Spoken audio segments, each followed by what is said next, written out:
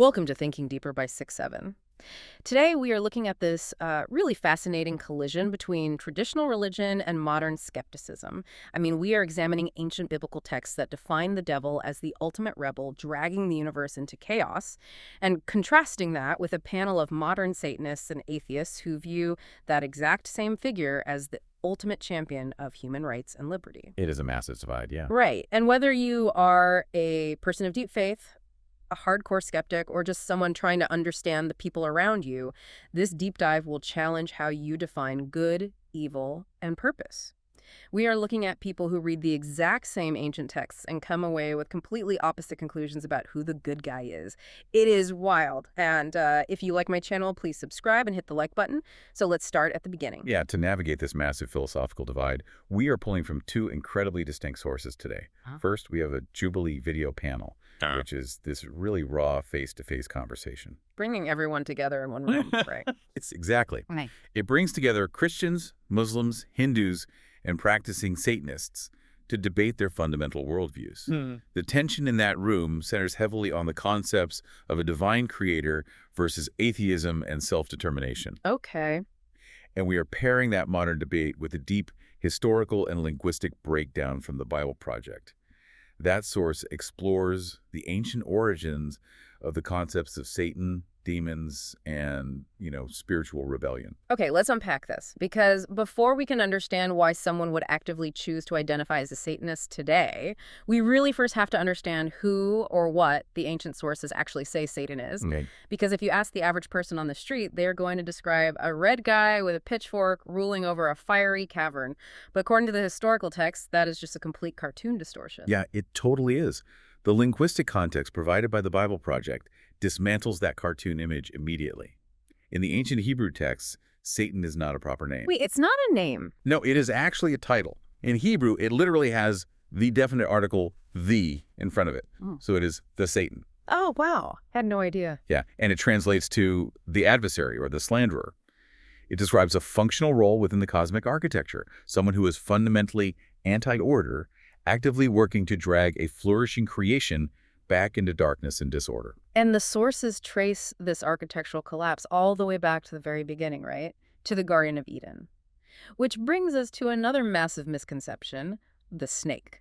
Right, the literal snake in the grass. Yeah, we have this ingrained cultural image of a garden snake hanging from an apple tree, tricking two innocent people.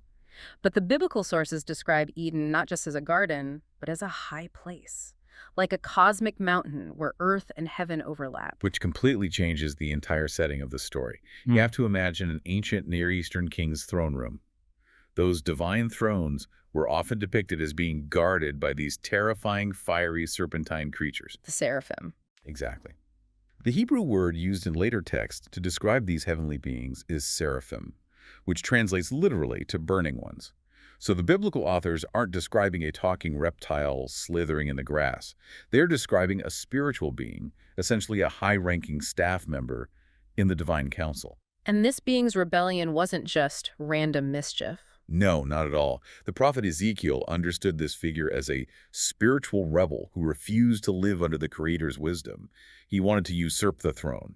He wanted to rule by his own uncreated wisdom. And that is the exact temptation he offers to the humans, Adam and Eve. He tells them they can rule the world too, but by their own wisdom, completely independent of the one who created them. In the traditional religious texts, this is the tragic fracture of reality. Right, the fall of humanity. But if you flip that narrative and view the Creator not as a loving architect, but as a tyrant hoarding knowledge, how does that change the way you view the entire endgame?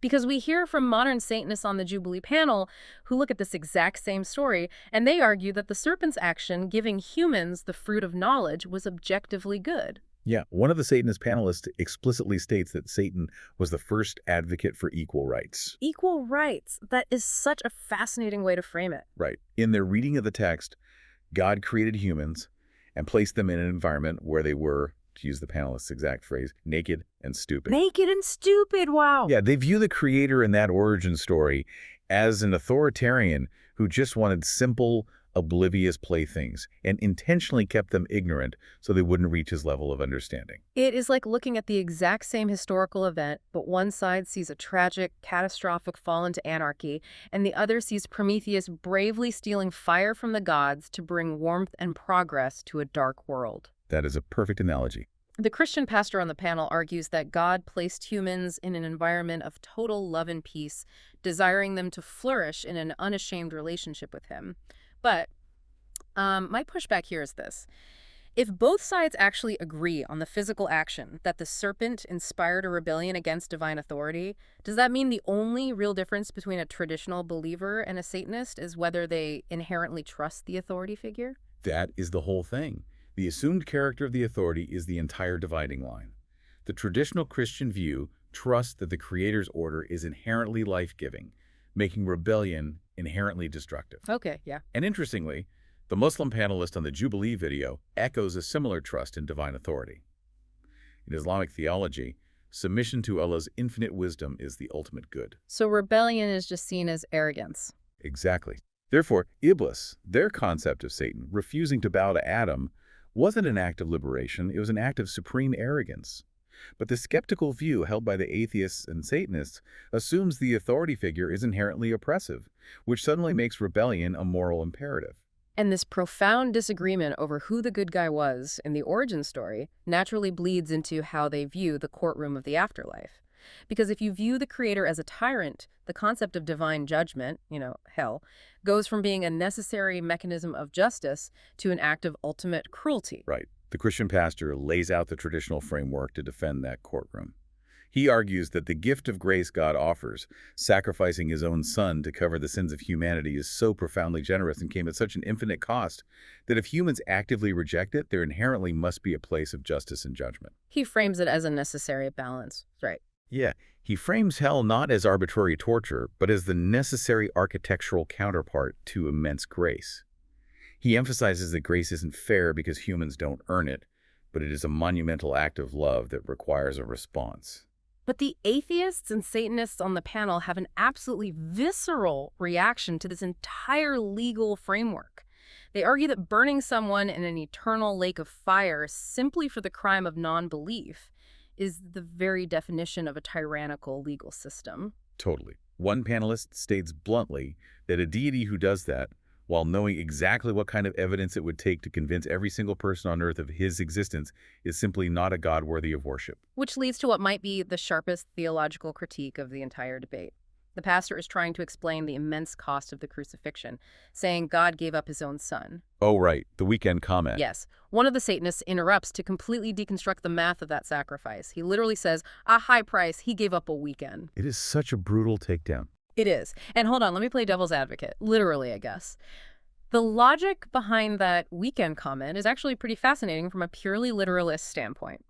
They are arguing that if Jesus was God before the crucifixion, God during it, and God after it, if he possessed absolute foreknowledge that he was going to resurrect and return to infinite divine glory 3 days later, then the sacrifice is fundamentally hollow. Right. It wasn't a permanent, infinite loss. It was a temporary inconvenience. It completely strips away the mystical reverence of the text and applies a strict literalist accounting to the theology. It treats the sacrifice like a temporary dip in a stock portfolio rather than a cosmic rupture. Right. But the religious counterargument to the skeptic's view of hell is that God is the foundational source of all life, light, and goodness. So choosing to permanently separate yourself from God leaves you with nothing but death and darkness. It is less about a judge actively throwing people into a furnace and more about the natural consequence of a person insisting on walking away from the campfire out into the freezing wilderness. But here's the thing. If I offer you a beautiful, expensive gift, but I tell you that if you don't accept it, I will lock you in a burning basement forever, is that actually a generous gift, or is it a cosmic mafia shakedown? A cosmic mafia shakedown. That is exactly how the Satanists perceive it. They argue that coercion by threat of infinite punishment completely invalidates the concept of a free, loving choice. Yeah, but I want to introduce the Hindu panelist perspective here because it breaks this strict Western binary of pure good versus pure evil. The Hindu paradigm offers a completely different ecosystem of reality. She explained that in Hinduism, the concept of Satan isn't this ultimate pure evil actively trying to destroy God's creation. Instead, Satan functions almost like an assistant to God. An assistant, that is so different. It really is. It is a force that causes disruption, introduces obstacles, and creates friction, but ultimately for the long-term educational benefit of human beings. It changes the metaphor entirely. Instead of a cosmic war between two opposing generals, it is more like an intense obstacle course designed to facilitate growth, karma, and understanding. Exactly. But if we pull back to the skeptics, if these atheists and Satanists completely reject the grand divine framework of ultimate justice, eternal consequences, and cosmic obstacle courses, where do they actually get their morality? If there is no ultimate judge-keeping score, do humans actually need a higher purpose to not just completely destroy each other? Well, the religious panelists argued vehemently that a shared higher purpose is essential structural rebar for society. The pastor noted that during times of deep global crisis, and they specifically brought up the recent pandemic, faith and a belief in a higher purpose provide immense comfort. It binds a culture together. Right. It gives people a transcendent reason to cooperate and help each other flourish beyond their own immediate survival instincts. But the Satanists flat out rejected the need for a prescriptive top-down purpose. They found the phrase higher purpose completely loaded with authoritarian baggage. They really did. Instead of looking vertically for divine command, they argued for horizontal empathy and self-care. They made the point that taking care of yourself isn't inherently evil. People who are balanced and mentally healthy aren't the ones causing anarchy in the streets.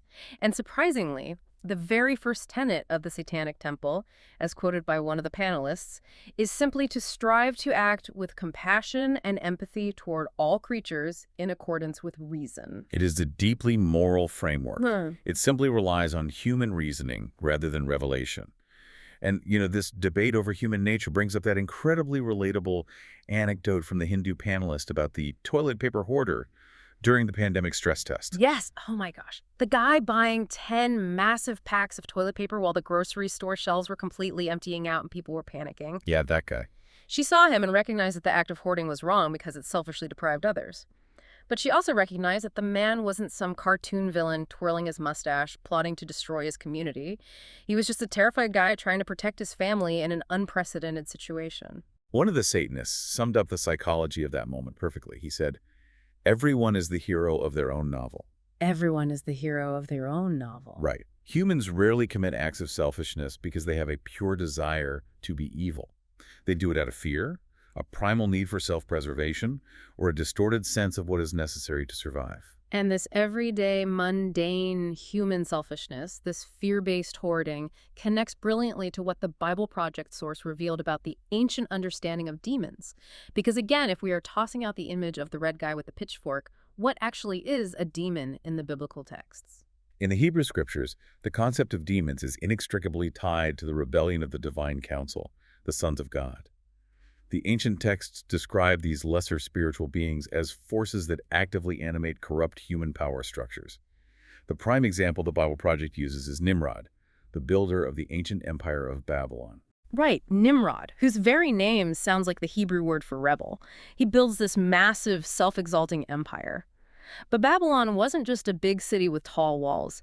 In the ancient world, Babylon represented the ultimate corrupt economic and military superpower. It really did. It was the Wall Street and the Pentagon of the ancient Near East rolled into one, and it consumed human lives to fuel its own endless greed and expansion. Moses, looking back at the rise of that Babylonian empire, says that is the exact moment God handed the nations over to worship the rebel host of heaven, the gods of money, sex, and military power. So in the ancient biblical worldview, demons aren't just possessing individuals to make them foam at the mouth. They are structural. Yes, they are systemic spiritual forces operating behind the scenes. They exploit that basic human fear and greed we saw in the toilet paper hoarder, but on a massive scale. They animate division, fuel institutional corruption, and build violent human empires that crush the vulnerable. Here's where it gets really interesting. If the ancient biblical authors are saying that demons are actually the forces behind corrupt human power, systemic greed, and massive empires that exploit the weak, and modern Satanists are saying their entire political and social goal is to fight corrupt power, advocate for equal human rights, and practice daily empathy, aren't both sides functionally fighting the exact same battle, just using entirely different vocabulary? Functionally, On the ground, a progressive Satanist advocating for bodily autonomy and equal rights, and a devout Christian striving to dismantle unjust power structures and care for the poor are pushing in the exact same direction. They're doing the same work. Right. The Christian identifies the root of that systemic injustice as spiritual evil, demons animating empires, while the Satanist identifies it as unchecked human animalism and greed. But the target, the corrupt human power structure itself, is identical. So, if they are fighting similar battles on the ground, can these drastically different worldviews truly coexist in harmony? Or is mutual respect just a polite fiction we tell ourselves so society functions? Because later in the Jubilee panel, they really got into a cost-benefit analysis of religion's historical legacy. Yeah, the panelists had to acknowledge the immense dual nature of religion's impact on human history. Even the Satanists on the panel admitted their profound appreciation for Christian art, the breathtaking architecture of the cathedrals, and the choral music. They did, yeah. They readily acknowledged that religion provides genuine peace of mind, community, and comfort to billions of people in their darkest moments. But they also brought the historical receipts. They pointed to the Crusades, the witch trials, the historical suppression of scientific discovery, and the systemic hypocrisy of religious institutions. They argued that religion is a tool of immense, almost radioactive power, and it consistently reveals both the absolute best and the absolute worst of humanity. That tension over power in truth claims led to perhaps the most candid and revealing moment of the entire Jubilee panel. It was regarding the common modern phrase, "I respect all religions." I know exactly the moment you mean. One of the older Satanist panelists, Richard Lale, just completely called out the room. He challenged the platitude of tolerance. He basically said, look, it is a nice, polite thing to say, I respect your religion, but internally, your sacred doctrines mandate that everyone else in this room is entirely wrong. He pointed out the inescapable theological exclusivity of the major faiths. If a Christian genuinely believes Jesus is the only way to salvation, or a Muslim believes Allah is the only God and Muhammad is his final prophet, then by definition, their internal logic dictates that the Hindu or the Satanist sitting across from them is fundamentally incorrect and ultimately doomed. Right. He called it an illusion of respect. They're being polite for the cameras, but the core doctrines of these belief systems are mutually exclusive and fundamentally incompatible. Wait, so I have to ask you, can you truly deeply respect someone if your core foundational belief is that they are fundamentally broken, living a lie, and doomed to an eternity separated from goodness? Or is tolerance just the sociological duct tape we use to keep modern society from falling apart at the seams? It depends entirely on how a society defines respect. If respect means validating someone else's worldview as equally true to your own, then no, exclusive religions cannot logically offer that kind of respect without abandoning their own doctrines. Right.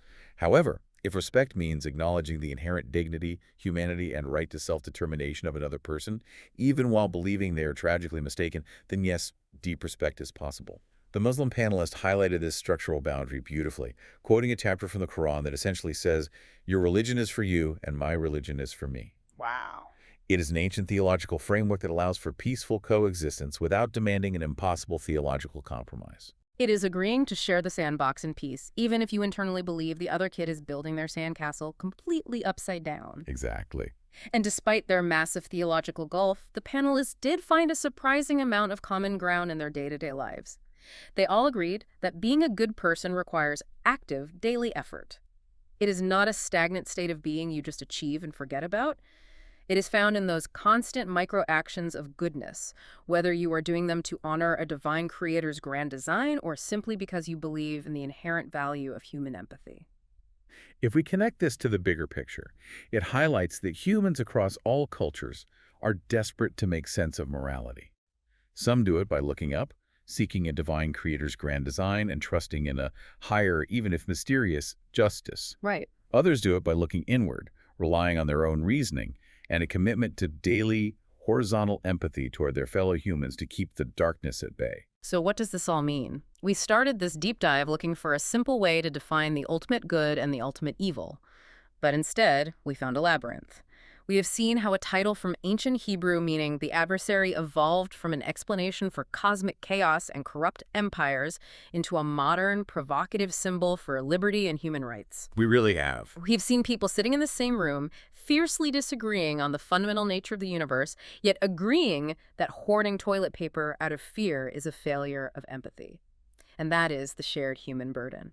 Whether you are sitting in a pew on Sunday morning, kneeling on a prayer rug, or identifying as a skeptical humanist fighting for the separation of church and state, the daily grinding work of choosing empathy over selfishness is on all of us. But I want to leave you with a final lingering thought based on everything we've unpacked from these sources today. According to the ancient biblical texts, the entire mission of spiritual evil, the demons, the adversary, is to drag God's ordered, flourishing creation back into chaos, death, and corrupt human power. They are the systemic greed behind the ancient empire of Babylon. Yet today, modern Satanists organize using that exact same title to fight for empathy, human rights, and to dismantle corrupt power structures. So if those ancient biblical authors were magically transported to the year 2026, and they saw atheists using the title of the adversary to fight against the very systemic greed and empire building that the Bible blames on actual demons, who would they think is actually doing God's work?